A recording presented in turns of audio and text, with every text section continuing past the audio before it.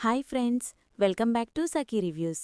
Shiva jail నుంచి ఇంటికి వచ్చి ఏడుస్తూ బాధపడుతున్న అమ్మని చూసి నేను తప్పు చేశాను, నన్ను క్షమించమ్మా అంటాడు. లేదురా, నువ్వేదైనా చెప్పాలనుకుంటే చెప్పాల్సింది నాకు కాదురా, మీ బావకి. మీ బావ నీకోసం ఎంత కష్టపట్టారో తెలుసా?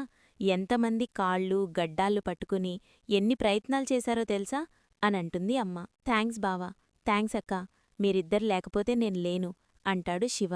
మీరు చేసిన సహాయం మేమెప్పటికీ మర్చిపోలేం బావా అంటుంది సుమతి. ఇందులో నేను చేసిందేముంది? నా వల్ల చెయ్యగలిగింది నేను చేశాను అని చెప్తాడు బాలు. ఏం కాదు, మాకిదే చాలా పెద్ద విషయం అనంటుంది సుమతి. నిజానికి ఇది మా అమ్మ తప్పే.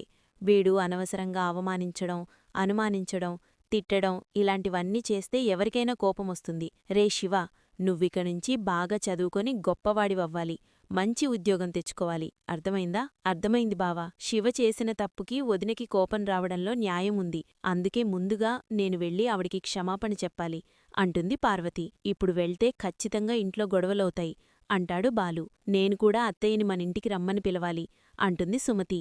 సరేలే, టైం చూసుకొని ఇంటికి రమ్మని పిలుద్దాం అంటాడు బాలు. నిజానికి శివ విషయంలో చాలా పెద్ద మనసు చేసుకుని కాపాడారు కాబట్టి వదినగారేమన్నా సరే మనం చెయ్యాల్సిందే అని పార్వతి అంటుంది. సరే వెళ్దాం పదండి. పదరా అని అంటాడు బాలు. ఇంక గుణాకి రౌడీలు విషయం చెప్తారు. ఏంటి, ఆ శివగాడు జైలుకి వెళ్లలేదా? లేదన్నా, వాళ్ళత్తయ్య పెట్టిన కేసు వెనక్కి తీసుకుందంట. అవునా? అంటే ఆ ఫ్యామిలీ అంతా ఒక్కటైపోయారా? లేకపోతే ఆవిడ్నెవరైనా మభ్యపెట్టి కేసు వెనక్కి తీసుకునేలా చేశారా? ఏదో జరిగింది. నేను ఆ శివగాడికి కనీసం 1 సంవత్సరమైన జైలు శిక్ష పడుతుందనుకున్నాను. వాడు ఆ ప్రభావతి దగ్గర బ్యాగ్ కొట్టేసినందుకు వాళ్ళక్కని, బాలుని ఇద్దర్నీ ఇంట్లోనుంచి తరిమేస్తారని ఎన్నో ప్లాన్స్ వేశాను. అన్నీ ఫెయిలైపోయాయి. ఛ, ఇలా జరిగిందేంటి? అయినా దొంగతనం చేసినవాణ్ణి అలా ఎలా వదిలిపెడతారన్నా? బాలుగాడే వాడి బామర్దిని కాపాడి ఉంటాడు. పోలీసులకు దొరక్కుండా ఎక్కడో దాచేసుంటాడు. ఆ శివగాడైతే జైలుకు పంపిస్తే అక్కడ్నుంచి నేరుగా మన దగ్గరికి వస్తాడు కదన్నా. అనుకున్నాను కాని వాడు మిస్సయిపోయాడు. ఇంక మన దగ్గరికేమొస్తాడు? నిజంగా వాణ్ణి వాడి బావే కాపాడి ఉంటే ఇప్పుడు వాడికి వాడి బావే దేవుడన్నా. దేవుడా? శివగాడి గురించి నాకు బాగా తెలుసు. వాడిప్పుడు మారిపోయినట్టు అనిపించినా జీవితంలో మళ్ళీ తప్పు చేయకుండా ఉంటాడా ఏంటి? ఖచ్చితంగా ఏదో ఒక తప్పు చేస్తాడు. వాడు చెయ్యకపోయినా వాడు తప్పు చేసేలా నేను చేస్తాను. వాడు ఏదో ఒకరోజు జైలుకి వెళ్లేలా నేను చేస్తాను. ఏయ్ దినేష్, నువ్వేంటి బయటకొచ్చావ్? లోపలికి వెళ్ళు. ఆ రోహిణి చూసిందంటే నిన్ను నన్ను చంపేస్తుంది. మన ప్లానంతా చెడిపోతుంది. లోపలికి వెళ్ళు. ఎలా ఉండమంటావు లోపల? ఒక టీవీ లేదు, ఏసీ లేదు, ఏమీ లేదు. నాకు చాలా బోర్ కొడుతోంది. అందుకే బయటికెళ్ళి ఒక సినిమా చూసి బార్కెళ్ళి మందు కొట్టేస్తా. నేను కొట్టిన దెబ్బలకి బ్రెయిన్ డ్యామేజ్ అయిందా ఏంటి? మనకింకా డబ్బులు రాలేదు. రాగానే నేనిక్కడ్నుంచి పంపించేస్తాను, అర్థమైందా? అప్పటిదాకా నువ్వు లోపలే ఉండు, ఎవ్వరికీ కనిపించకు అంటాడు గుణ. నువ్వా రోహిణి దగ్గర్నుంచి డబ్బులింకా వస్తాయనే ఆశిస్తున్నావా? తన గురించి నీకు పూర్తిగా తెలియదు. నాకు కూడా ఇలాగే ఇస్తానిస్తానని చెప్పి వెయిట్ చేపించి చివరికి నీతో కిడ్నాప్ చేయించింది అని దినేష్ అంటాడు. నేను నీలా అమాయకుణ్ణి కాదు. తన దగ్గర డబ్బులు ఎలా వసూలు చేయాలో నాకు బాగా తెలుసు.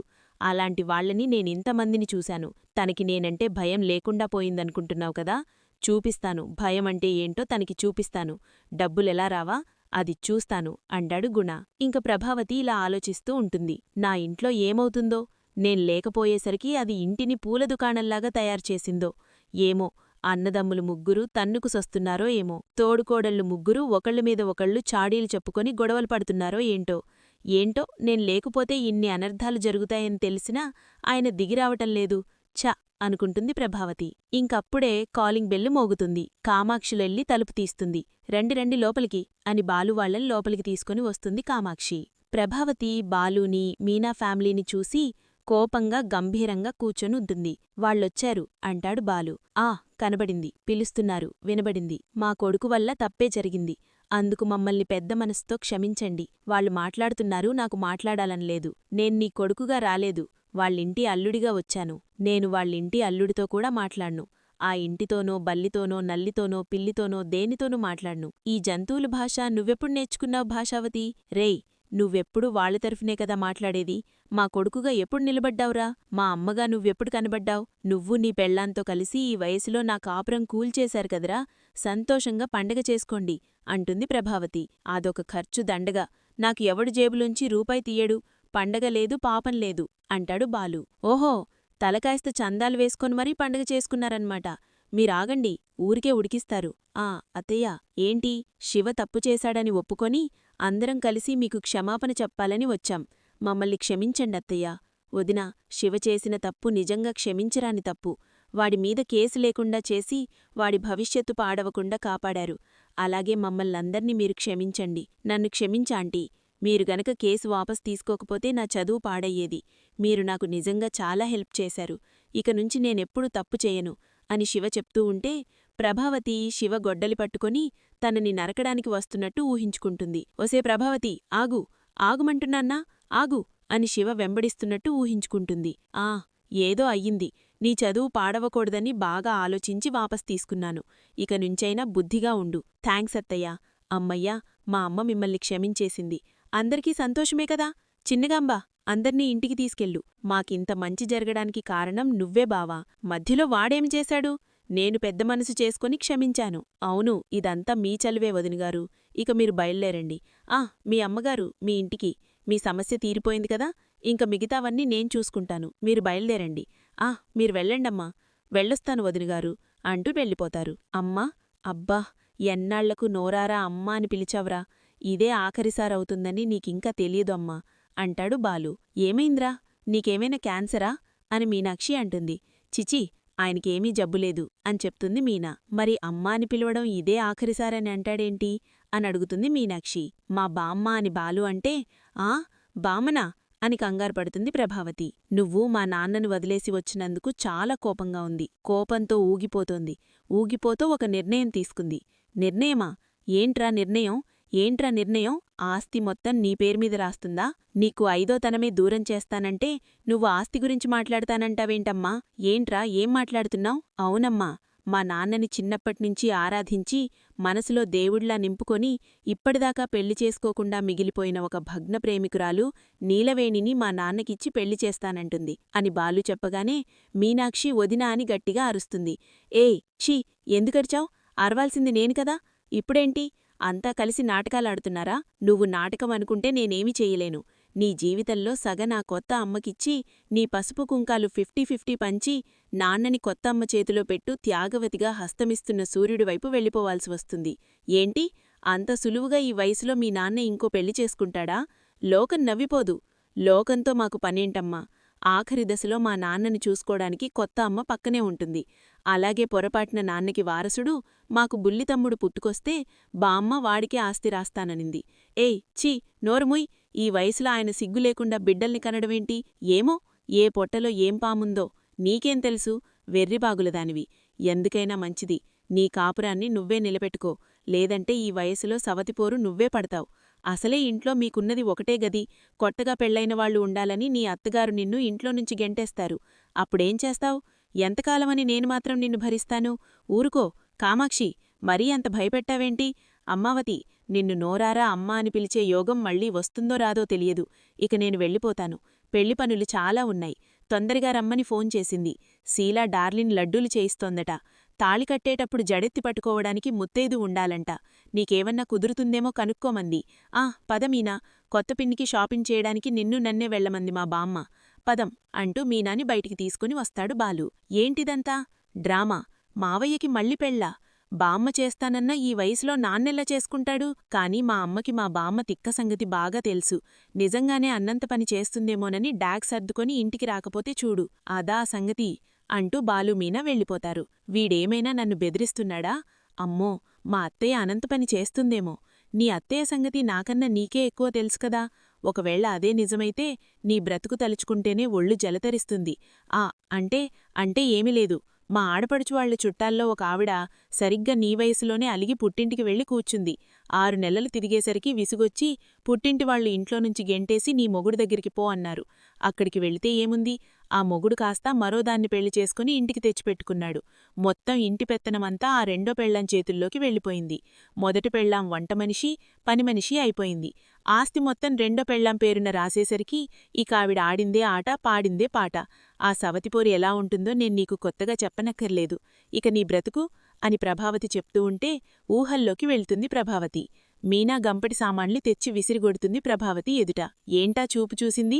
చాలు, నువ్వు ఉరిమి చూస్తే వణికిపోయే రోజులెప్పుడో పోయాయి. నా కొత్త అత్తయ్య ఈ అంట్లన్నీ నీతో తోమించమంది, కానివ్వు అంటుంది మీనా. ఇంక ప్రభావతి నడుం పట్టుకొని ఇంట్లోకి వస్తే బట్టలు మూట విసిరిగొట్టి, ఈ గంటలో ఇవన్నీ ఉతకాలి, వాషింగ్ మిషన్ ఉంది కదమ్మా, వాషింగ్ మిషన్ మా కొత్త అత్తగారి బట్టలకి మాత్రమే, మిగతా అందరి బట్టలు నువ్వే ఉతకాలి. ఒకప్పుడు నీ హయాంలో ఉన్నప్పుడు నేలమీద నడిచావా, త్వరగా కానివ్వు అంటుంది మీనా. ఇలా ఊహించుకుంటుంది ప్రభావతి. అమ్మో, అంత దయనీయమైన పరిస్థితి చచ్చినా రాకూడదు. నేను వెళ్ళిపోతాను. హమ్మయ్యా, బాలుగాడు వేసిన మంత్రం నిజమో కాదో గాని ఈవిడికి మాత్రం తప్పు తెలిసి వచ్చింది. హమ్మయ్యా అనుకుంటుంది కామాక్షి. ఇంక రోహిణి, విద్య ఒకచోట చేరి, మీ అత్తయ్య కేసు వెనక్కి తీసుకున్నారా? అత్తయ్యకున్న కోపానికి వాణ్ణస్సలు వదలకూడదనుకున్నారా? ఒక్కసారిగా కేసు వెనక్కి తీసుకుంది. ఇది ఎలా జరిగిందో నాకస్సలు అర్థం కావడం లేదు. ఒకవేళ బాలు, మీనా కలిసి ఏదైనా ప్లాన్ చేసి ఉండొచ్చా? లేదు, వాళ్ళు చెప్పినా మా అత్తయ్య వినే టైప్ కాదు. అంతేకాకుండా ఈ విషయం విన్నప్పుడు తనే షాకైపోయింది. వాళ్ల పని కాదిది. మరి ఒకవేళ తన మనసు మార్చుకుని వాళ్ల జీవితం నాశనం కాకూడదని క్షమించి వదిలేసిందేమో. ఎవరో మా అత్తయ్య నీనా తమ్ముణ్ణే కాదు, వాళ్ల ఫ్యామిలీ అంతా జైలుకు వెళ్లాలని చూసింది. ఆమె అంత ఈజీగా క్షమించే టైప్ కాదు. ఇందులో ఖచ్చితంగా ఇంకేదో జరిగింది. తాను కేసు వెనక్కి తీసుకోవడానికి రెండే కారణాలు. ఒకటి, భయపడి ఉండాలి, లేదంటే దాని వెనక తనకేమైనా లాభముండాలి. అయితే నువ్వే నేరుగా వెళ్ళి అడగొచ్చుకదా? నేనడిగితే చెప్తుందా? అంతా ప్లాన్ చేసి చివరికి ఏమీ చేయలేకపోయావనిపిస్తుంది. నువ్వనుకున్నట్టు బాలు, మీనా ఇంట్లోనుంచి బయటికి వెళ్ళలేదు కదా? ఎక్కడా? వాళ్ళిప్పుడు చాలా సంతోషంగా ఉన్నారు. అవున్లే, ఎన్ని రోజులు టెన్షన్లో ఉన్నారో ఇప్పుడన్నీ సెట్టయిపోయాయి. ఇక ప్రతిరోజూ రొమాన్స్ మాత్రమే. ఇప్పుడది ముఖ్యమా? అలా కాదు. నిజం చెప్పాలంటే వాళ్ళిద్దర్నీ అలా చూస్తుంటే చాలా ముచ్చటగా ఉంటుంది. నిన్ను చంపేస్తాను. నేనిక్కడ ఏం జరిగిందో అర్థంకాక తలపట్టుకుంటుంటే నువ్వు రొమాన్సేంటంటే అని రోహిణి అంటూ ఉండగా అప్పుడే గుణ ఫోన్ చేస్తాడు. ఎవరు? గుణానా? ఒకవేళ దినేష్ చనిపోయాడేమో. నోరు మూసుకో. చెప్పు గుణా, ఏమీ తెలియనట్టు నటిస్తున్నావేంటి? డబ్బుల విషయం ఏమైంది? ఈరోజు కుదర్లేదు, కొంచెం టైం ఇవ్వు. టైం లేదు, ఎలాగో అలా సర్దివ్వాలి. లేటైతే వీడు పోతాడు, ఆ తర్వాత నీకే ప్రాబ్లం. నేను ప్రయత్నిస్తున్నాను. ఎంత త్వరగా ఇస్తే అంత మంచిది, చూసుకోమరి అని చెప్పి గుణ ఫోన్ పెట్టేస్తాడు. డబ్బులడుగుతున్నాడుగా, ఒక పంచేద్దాం. వాడి దగ్గర డబ్బులు వడ్డీకి తీసుకుని తిరిగి వాడికే ఇస్తే సర్దుకుపోతుంది కదా. జోక్ చేయకు. అసలనుకున్నదేంటంటే వాడు దినేష్ని బెదిరించి పంపుతాడు. వీడియో వాడి చేతికొస్తే బాలు, మీనా ఇద్దరూ ఇంట్లోదించి వెళ్ళిపోతారు అనుకున్నాను. కాని ఇప్పుడు రెండూ నామీదకొచ్చాయి. ప్లాన్ మొత్తం రివర్స్ అయిపోయింది. అసలు వాడు దినేష్ని కొట్టడమేంటి? ఒకేసారి చంపిసొచ్చుకదా. నన్ను జైలుకు పంపించాలనుకుంటున్నావా? సరే, ఇప్పుడు డబ్బుకేం చేద్దాం? ఓ 50,000 నా దగ్గరున్నాయి, కానీ ఇంకొక 1,50,000 కావాలి. ఎక్కడ్నుంచి తేవాలో నాకర్థం కావడంలేదు. మనోజ్ని అడగలేను, అడిగితే డౌట్ పడతాడు. ఏదో ఒకటి చెయ్యాలి. ఏదైనా నేను పెద్ద ప్రాబ్లంలో పడిపోతాను అని చెప్తుంది రోహిణి. ఇక ప్రభావతి వచ్చి ఇంటి గేటు బయట నిలబడుతుంది. ఇక రోహిణి ముభావంగా అప్పుడే ఇంటికి వచ్చి ఉంటుంది. వచ్చి హ్యాండ్ బ్యాగ్ని బెడ్ మీద విసిరికొడుతుంది. కాని బెడ్ మీద మనోజ్ పడుకుని ఉంటాడు. ఏయ్, ఏంటిది అంటాడు. సారీ అంటుంది రోహిణి. ఏంటి, ఈ మధ్య ఏదో ఆలోచిస్తూ ఉన్నావు? ఏమీ లేదు అని రోహిణి అంటూ ఉండగా అప్పుడే ప్రభావతి మనోజ్కి ఫోన్ చేస్తుంది బయటనుంచి. అమ్మ ఫోన్ చేస్తుంది. ఏంటి అని లిఫ్ట్ చేస్తాడు మనోజ్. రేయ్, నేం బయటున్నాను. నువ్వు రోహిణి ఎవరికి చెప్పకుండా బయటికి రండి అని చెప్తుంది ప్రభావతి. రోహిణి, ఒకసారి బయటికి వెళ్దాం పద అంటాడు మనోజ్. అత్తయ్య, మీ ఇంటికి మీరు రావడానికి ఆలోచిస్తున్నారేంటి? రేయ్, నా అంతట నేను లోపలికి వస్తే తిరిగి వచ్చానని, తగ్గి వచ్చానని, దిక్కులేక వచ్చానని, గతిలేక వచ్చానని ఏడిపిస్తార్రా ఆ బాలుగాడు. మీరే నన్ను కామాక్షి ఇంటినుంచి బలవంతంగా లాక్కొని వచ్చినట్టుండాలి. అలా లాక్కొని వెళ్ళండ్రా అంటుంది ప్రభావతి. నువ్వు లేకపోతే ఇళ్లంతా బోసిపోయిందమ్మా. మంచి పనిచేశావు. అవున్లే, నువ్వుంటే మాకు చాలా ధైర్యంగా, బలంగా అనిపిస్తుంది. రెండత్తయ్యా, లోపల అన్ని జీవాలుండాయి. ఒక్కరైనా ఇలా అనుకున్నారా? నువ్వు ముందురా అమ్మా. అయినా నీ ఇంటికి నిన్నెవరు పిలవాలి? పద, రెండత్తయ్యా అంటూ లోపలికి తీసుకువెళ్తూ ఉంటే ప్రభావతి నటిస్తుంది. రేయ్, వదులురా, వదులు, నేను రాను అంటే రాను, అంతే అంటూ ఉంటుంది. ఆ శ్రద్ధావతి ఇంటికి వచ్చేసింది. మమ్మీ రిటర్న్స్ చూసావా? ఇంక ముందు చూస్తావో అంటాడు బాలు మీనాతో. నాన్నా, అందరూ త్వరగా రండి, మన ఇంటికి మళ్ళీ తుఫానొచ్చింది, రండి అంటూ ఉంటాడు బాలు. ఇక ప్రభావతి ఓవర్ యాక్షన్ చేస్తూ ఉంటుంది. రేయ్, ఆగురా, నేను రాను. అమ్మా, రోహిణి, ఆ సూట్ కేసు ఇలా ఇవ్వు అంటూ ఉంటుంది. ఆగు, అక్కడే ఆగు. అలిగిపోయిన అలకావతి తిరిగిటొచ్చిన దీనావతి నిలబడింది. నాయనా, రమ్మంటావా, పొమ్మంటావా? కర్ర పట్టుకుని నడిచే వయసులో సూట్ కేస్ బ్యాగు పట్టుకొని వెళ్ళిందే ఈవిడిని క్షమిస్తావా శిక్షిస్తావా అని బాలు అంటాడు. ఇక సత్యం ప్రభావతిని చూసి అదే పనిగా పక్కనికి తిప్పుకుంటాడు. అబ్బా, తొందరపడి వచ్చేశానే, కోడండ్ల ముందర పరువు పోతుందే. రేయ్, అమ్మా తనంతట తాను రాలేదు, మేమే వెళ్ళి బలవంతంగా తీసుకొచ్చాం. అవునవును, ఎంత రారన్నా బలవంతంగా లాక్కొచ్చామంటుంది రోహిణి. అవునా? లాక్కొచ్చారా? లాక్కోరమ్మని చెప్పిందా? రేయ్, నేనేం వస్తానని అన్లేదు, వీళ్లే దిగులు పెట్టుకున్నారని వచ్చాను. వాళ్ళెక్కడ దిగులు పెట్టుకున్నారు అని రవి అంటే, 3 పూటలా తింటూనే ఉన్నారు కదా అని శృతి అంటుంది. నేనే కదా వండి వారుస్తోంది అని మీనా అంటుంది. ఇక్కడ ఎవరూ దిగులు పెట్టుకోలేదు, వెళితే వెళ్ళు అంటాడు బాలు. ఏరా, నీ కడుపులో ఇంత ఉందా? నేను లేకపోతే ప్రతిరోజూ పండగలాగా అనిపిస్తుందా? ఏం చేయమంటావమ్మా, నువ్వు లేక ఇల్లు నిశ్శబ్దంగా మారిపోయింది.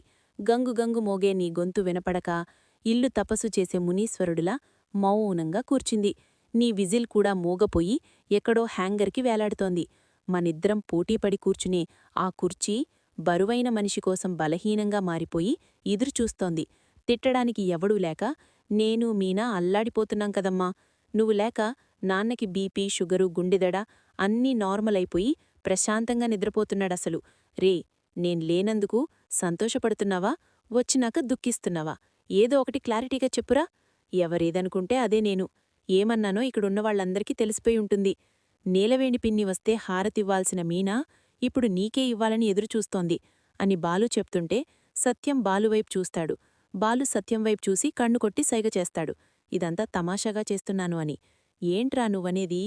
చెప్తానమ్మా, చెప్తాను. అలిగిపోయిన అత్తగారు అలకమాని మనింటికి దిగొచ్చారు. తగ్గొచ్చింది కదా అని అలుసుగా చూడకుండా హారతిచ్చి లోపలికి పిలవండి. మీ నాన్న లోపలికి రమ్మనుకుండా ఎలా రమ్మంటావురా? నాన్నా, నీ మనసు వెన్న అనుకున్నాను, ఇలా బండరాయిలా మారిపోయిందేంటి? నాన్నా, నీ భార్యవతి ఇంటికొచ్చింది, లోపలికి రావే. నోరారా పిలిస్తే ఆవిడ మనసారా ఆనందిస్తుంటే, మేమంతా కళ్ళారా చూసి సంతోషిస్తే, అమ్మా అని చెవులారా పిలిస్తే, రే ఆపుతారా? ఎవరు వెళ్ళిపోమన్నారు అని ఇప్పుడు రావద్దు అనడానికి? ఎవరింట్లో వాళ్లుంటేనే ఇంటికి గౌరవం, అది తెలుసుకొని వచ్చిందంటానా? నేనేం చిన్నపిల్లని కాదు, నాకన్నీ తెలుసు. రమ్మంటారో వద్దంటారో అది చెప్పమను. వద్దు అంటే ఎక్కడికి పోతావమ్మా? నా కాళ్లమీద నేను నిలబడి నలుగురికి నాట్యం నేర్పించుకుంటే బ్రతుకుతాను. ఓ, చింత చచ్చినా పులుపు చావలేదంటే ఇదే. గుమ్మంలోకి వచ్చిన భార్యని పొమ్మనేంత దుర్మార్గుడని నా కోడలనుకోవాలా? రమ్మను అంటాడు సత్యం. ఇంక మీనా వెళ్ళి హారతి తీసుకుని వస్తుంది. ముగ్గురు కోడళ్ళు హారతీస్తూ ఉంటే ఇంటి దిష్టి, కంటి దిష్టి, పక్కంటి దిష్టి, ఎవ్వరికీ నీ దిష్టి తగలకుండా, ఆహాహా ఎవరి దిష్టి నీకు తగలకుండా 10 కాళ్లలపాటు ఆ గొంతు వీధి చివరిదాకా వినిపిస్తూనే ఉండాలి. రామ్మా, నాన్నా అని సత్యం చేతిని ప్రభావతి చేతిలో పెడతాడు. మా నాన్నని మళ్ళీ నీ చేతుల్లో పెడుతున్నాను. పాలముచ్చినా నీటముచ్చినా నీదే భారం. మా బామ్మ మా నాన్నని గారబంగా పెంచింది. అరవకుండా గొడవపడకుండా ప్రశాంతంగా ఉండేలా చూసుకో తల్లీ. వేళకి మందులు వేస్తూ, సమయానికి తిండి పెడుతూ, సేవలు చేసుకుంటూ శేషజీవితం గడుపు. ఒక పసిపిల్లాడిలాంటి మా నాన్నని పులినోటికి లేడిపిల్లలా అందిస్తున్నాం. ఎలా చూసుకుంటావో ఏమిటో పాపం పిట్ట. రేయ్ రేయ్ నిన్ను అని బాలుని కింది పడేసి కొడుతుంది. ఏంట్రా ఇది? అబ్బా, నేను లేకపోతే ఆయన ఉండలేడని వచ్చాను. కాదు, ప్రశాంతంగా ఉన్నాడని కుళ్ళుతో వచ్చావు అంటాడు. మాడు పగులస్తది అంటుంది ప్రభావతి బాలుతో. మరి నేను వచ్చి పిలిస్తే రాలేదే? పెద్ద మనసుతో ఆలోచించాను, మీరు చెప్పింది నిజమే అనిపించింది. పైగా మీనా కుటుంబం వచ్చి చేతులు జోడించి ఏడ్చారు అని ప్రభావతి చెప్తూ ఉంటే, వాళ్లు క్షమాపణ అడగడానికి ముందే నువ్వు కేసు వాపస్ తీసుకున్నావంట కదా అని రవి అడుగుతాడు. ఆ అవును, వాడు ఎలాంటివాడైనా చదువుకున్నవాడు, ఆ ఇంటికి రేపు వాడే దిక్కు. వాడి భవిష్యత్తునెందుకు పాడు చెయ్యాలని నేనే కేసు వెనక్కి తీసుకున్నాను. కాని ఒక షరతు, మీనా ఇక్కడ ఉండడానికి నాకేం అభ్యంతరం లేదు. కాని దాని పుట్టింటి తరపు వాళ్లు ఎవ్వరూ ఇకనుంచి మనింటికి రాకూడదు అంటుంది. ఏం మాట్లాడుతున్నావ్? రాగానే మళ్లీ కండిషన్ మొదలుపెట్టావా అని సత్యం అడుగుతాడు. మీరు ఏమైనా అనుకోండి, వాళ్లవల్ల ఎన్నో గొడవలు ఎన్నోసార్లు జరిగాయి. వాళ్లు రావడం వల్ల మళ్లీ ఏ గొడవలు జరక్కూడదు అంటే వాళ్లు రాకుండా ఉండడమే మంచిది. పుట్టింటివాళ్లు కన్నకూతురిని చూడడానికి వీల్లేదని చెప్పడం అమానుషం. కావాలంటే గుమ్మందాకా వచ్చి చూసి వెళ్లొచ్చు. ఏంటీ, గుమ్మందాకా వచ్చి వెళ్లడానికి వాళ్లేమైనా పోస్ట్మెన్నో, వాళ్ల కొరియర్ కర్వీస్ వాళ్లో అని బాలు అంటాడు. లేదు, అత్తయ్య చెప్పిన మాట నాకు నచ్చింది, ఆవిడ సరిగ్గానే చెప్పారు. నా పుట్టింటివాళ్లు ఈ గడప దాటి లోపలికి వచ్చి ఏనాడూ ఒక పూట తిండి తిన్నది లేదు, గొప్పడి మంచినీళ్లు తాగింది లేదు. వాళ్ళు వచ్చిన ప్రతిసారీ మా అమ్మ, మా చెల్లెలు, మా తమ్ముడు, నా తోడుకోడలు చాలా మాటలు పడ్డారు. వాళ్ళు లోపలికి వచ్చి దొంగలని అనిపించుకోవడం కన్నా, అవమానాలు పాలవ్వడం కన్నా నాకు దూరంగా ఉండడమే వాళ్ళకి మర్యాద. నా పుట్టింటికి గౌరవం నిలబడుతుంది అని మీనా చెప్తుంది. అదే ఒప్పుకుంది కాబట్టి ఈ విషయంలో నన్ను ఎవరు ఏమీ అనకూడదు అంటుంది ప్రభావతి. అట్టే మాత్రం మళ్ళీ ఇల్లు వదిలి వెళ్ళిపోతావా ఏంటి? రే, నువ్వేదేదో చెప్పావు, ఇక్కడ అలాంటిదేమీ జరగడం లేదే. ఏం చెప్పారు? మీరు మళ్ళీ పెళ్లి చేసుకోబోతున్నారు అని చెప్పాడు. ఈ మాటకి సత్యం బాలుని చూస్తే బాలు కన్నుకొట్టి సైగ చేస్తాడు. ఇదంతా తమాషాగా చేస్తున్నాను అని. ఏంట్రా నువ్వనేది? చెప్తానమ్మా, చెప్తాను. అలిగిపోయిన అత్తగారు అలకమాని మనింటికి దిగొచ్చారు. తగ్గొచ్చింది కదా అని అలుసుగా చూడకుండా హారతిచ్చి లోపలికి పిలవండి. మీ నాన్న లోపలికి రమ్మనుకుండా ఎలా రమ్మంటావురా?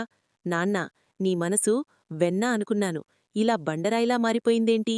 నాన్నా, నీ భార్యవతి ఇంటికొచ్చింది, లోపలికి రావే. నోరారా పిలిస్తే ఆవిడ మనసారా ఆనందిస్తుంటే, మేమంతా కళ్ళారా చూసి సంతోషిస్తే, అమ్మా అని చెవులారా పిలిస్తే, రేయ్ ఆపుతారా?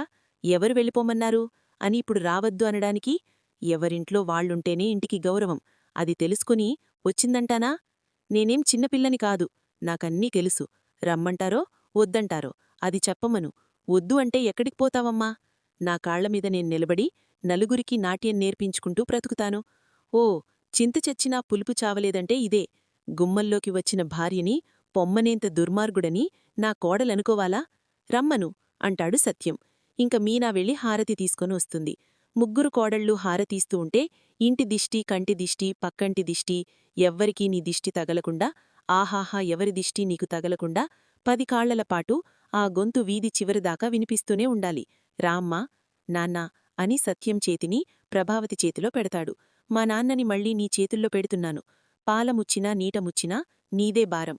మా బామ్మ మా నాన్నని గారబంగా పెంచింది. అరవకుండా గొడవపడకుండా ప్రశాంతంగా ఉండేలా చూసుకో తల్లి. వేళకి మందులు వేస్తూ, సమయానికి తిండి పెడుతూ, సేవలు చేసుకుంటూ శేషజీవితం గడుపు. ఒక పసిపిల్లాడిలాంటి మా నాన్నని పులినోటికి లేడిపిల్లలా అందిస్తున్నాం. ఎలా చూసుకుంటామో ఏమిటో పాపం పిట్ట. రేయ్ రేయ్ నిన్ను అని బాలుని కింద పడేసి కొడుతుంది. ఏంట్రా ఇది? అబ్బా, నేను లేకపోతే ఆయన ఉండలేడని వచ్చాను. కాదు, ప్రశాంతంగా ఉన్నాడని కుళ్ళుతో వచ్చావు అంటాడు. మాడు పగులస్తది అంటుంది ప్రభావతి బాలుతో. మరి నేను వచ్చి పిలిస్తే రాలేదే? పెద్ద మనసుతో ఆలోచించాను. మీరు చెప్పింది నిజమే అనిపించింది. పైగా మీనా కుటుంబం వచ్చి చేతులు జోడించి ఏడ్చారు అని ప్రభావతి చెప్తూ ఉంటే, వాళ్లు క్షమాపణ అడగడానికి ముందే నువ్వు కేసు వాపస్ తీసుకున్నావంట కదా అని రవి అడుగుతాడు. అవును, వాడి ఎలాంటివాడైనా చదువుకున్నవాడు. ఆ ఇంటికి రేపు వాడే దిక్కు. వాడి భవిష్యత్తునెందుకు పాడుచేయాలని నేనే కేసు వెనక్కి తీసుకున్నాను. కాని ఒక షరతు. మీనా ఇక్కడ ఉండడానికి నాకేం అభ్యంతరం లేదు. కాని దాని పుట్టింటి తరపు వాళ్లు ఎవ్వరూ ఇకనుంచి మనింటికి రాకూడదు అంటుంది. ఏం మాట్లాడుతున్నావు? రాగానే మళ్లీ కండిషన్ మొదలుపెట్టావా అని సత్యం అడుగుతాడు. మీరు ఏమైనా అనుకోండి, వాళ్లవల్ల ఎన్నో గొడవలు ఎన్నోసార్లు జరిగాయి. వాళ్లు రావడం వల్ల మళ్లీ ఏ గొడవలు జరగకూడదు అంటే వాళ్లు రాకుండా ఉండడమే మంచిది. పుట్టింటివాళ్లు కన్నకూతుర్ని చూడడానికి వీల్లేదని చెప్పడం అమానుషం. కావాలంటే గుమ్మందాకా వచ్చి చూసి వెళ్ళొచ్చు. ఏంటి, గుమ్మందాకా వచ్చి వెళ్లడానికి వాళ్లేమైనా పోస్ట్మెన్నో, వాళ్ల కొరియర్ సర్వీస్ వాళ్లో అని బాలు అంటాడు. లేదు, అత్తయ్య చెప్పిన మాట నాకు నచ్చింది. ఆవిడ సరిగ్గానే చెప్పారు. నా పుట్టింటివాళ్లు ఈ గడప దాటి లోపలికి వచ్చి ఏనాడూ ఒక పూట తిండి తిన్నది లేదు, గొప్పడి మంచినీళ్లు తాగింది లేదు. వాళ్లు వచ్చిన ప్రతిసారీ మా అమ్మ, మా చెల్లెలు, మా తమ్ముడు, నా తోడుకోడలు చాలా మాటలు పడ్డారు. వాళ్లు లోపలికి వచ్చి దొంగలని అనిపించుకోవడం కన్నా, అవమానాలు పాలవ్వడం కన్నా నాకు దూరంగా ఉండడమే వాళ్లకి మర్యాద. నా పుట్టింటికి గౌరవం నిలబడుతుంది అని మీనా చెప్తుంది. అదే ఒప్పుకుంది కాబట్టి ఈ విషయంలో నన్ను ఎవరూ ఏమీ అనకూడదు అంటుంది ప్రభావతి. అట్టే మాత్రం మళ్లీ ఇల్లు వదిలి వెళ్ళిపోతావా ఏంటి? రే, నువ్వేదేదో చెప్పావు, ఇక్కడ అలాంటిదేమీ జరగడం లేదే. ఏం చెప్పారు?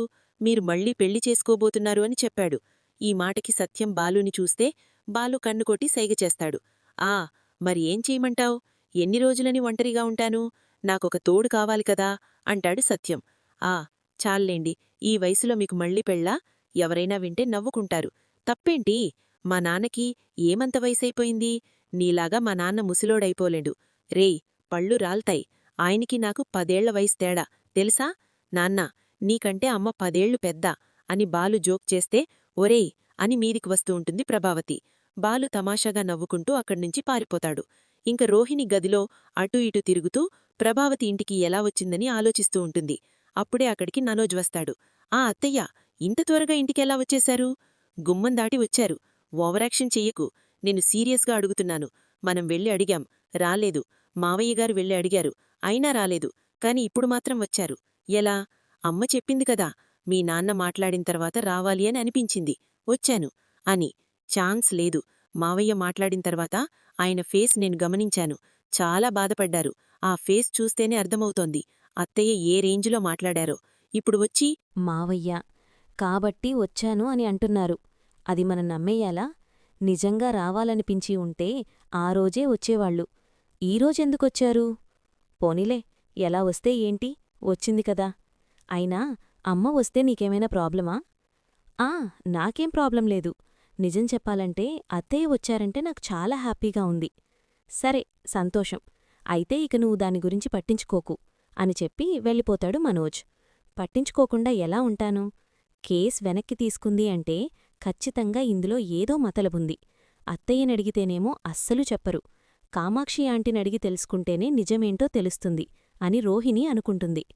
ఇంక మీనా బాలుకి పాలు తీసుకొని వచ్చి తీసుకో అంటుంది. మొత్తానికి మీ తమ్ముడు సమస్య నుంచి బయటపడ్డాడు. అమ్మ కూడా ఇంటికి వచ్చేసింది. ఈ రాత్రైనా కాస్త ప్రశాంతంగా పడుకోవాలి. అవును, మా అమ్మ పెట్టిన కండీషన్స్కి ఎందుకలా ఒప్పుకున్నావ్? పుట్టింటెవాళ్లు మెట్టినింటికి రాకుండా ఎలా ఉంటారు?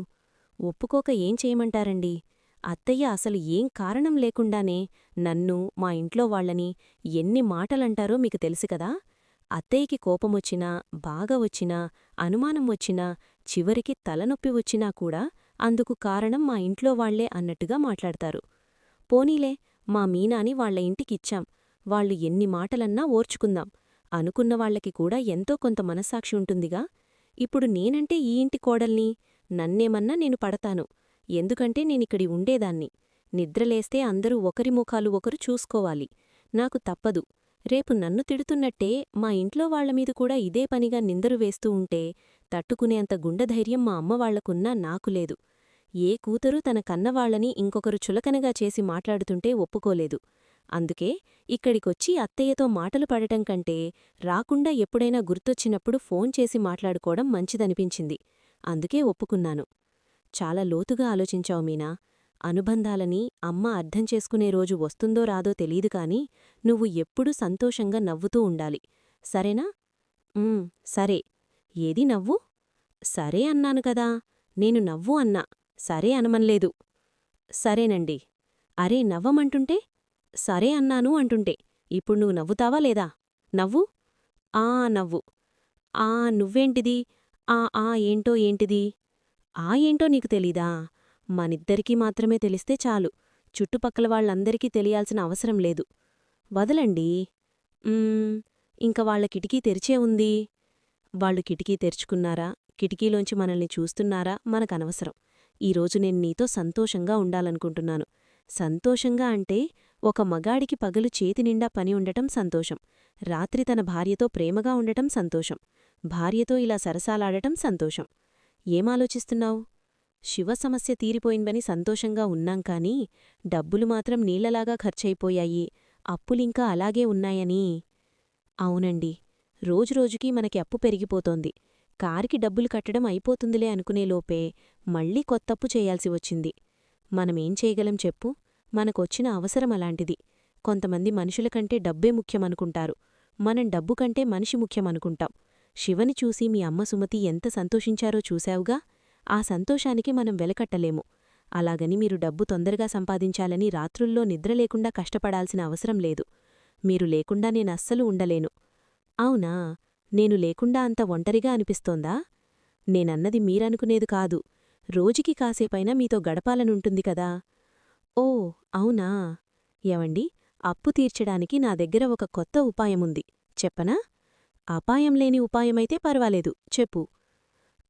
ఈ పెళ్లి మండపాలకి ఫ్లవర్ డెకరేషన్ అవి చేస్తారు కదా, మనం ఆ ఆర్డర్ తీసుకుంటే ఎలా ఉంటుంది అని మీనా అంటుంది. బాలు ఆలోచనలో పడతాడు. మరిన్ని అప్డేట్స్ కోసం ప్లీజ్ సబ్స్క్రైబ్ చేయండి.